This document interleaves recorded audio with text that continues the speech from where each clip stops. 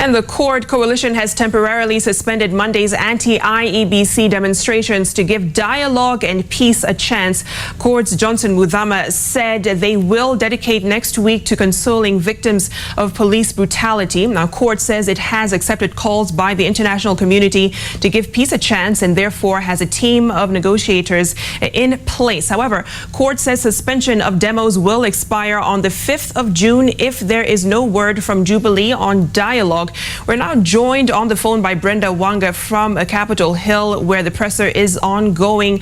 Brenda, what can you tell us so far? Well, Victoria, we are indeed at Hill. The court coalition has just concluded a press conference called earlier today.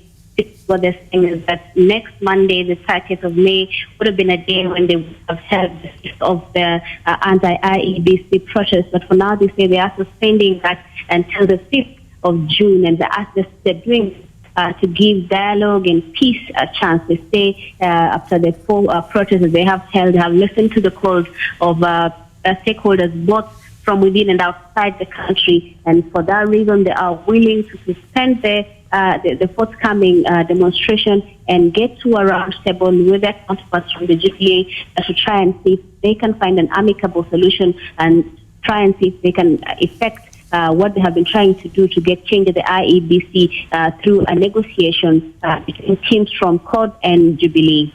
Victoria. And Brenda, I see here it says that they will not accept efforts by the Justice and Legal Affairs Committee as part of the solution. What do they mean by that?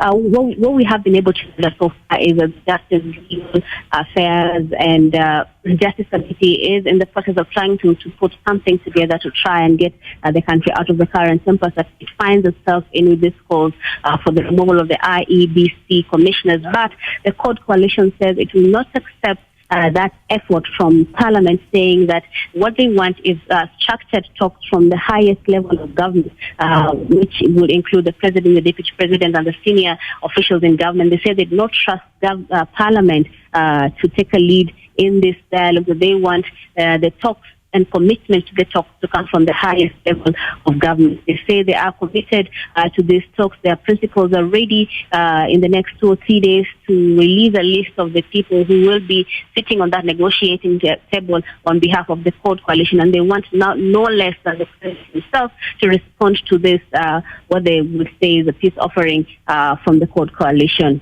Victoria. Okay, Brenda, it may seem like a dead-end solution considering that the president said that he himself cannot disband the IEBC, and that is something for Parliament to go through. So if that falls through in terms of a plan, what are they willing to do? It seems, Victoria, that they are dead set on having these talks one way or another, but they say they will not at any time go through Parliament.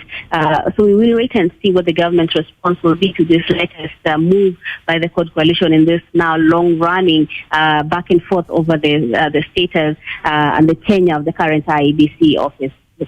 Sorry. All right. Thank you, Brenda Wanga there speaking to us from Capitol Hill, where court is holding a presser saying they are suspending the anti-IEBC demos that have been going on every single Monday, and they are willing to speak with government and hopefully come to an amicable solution to this impasse.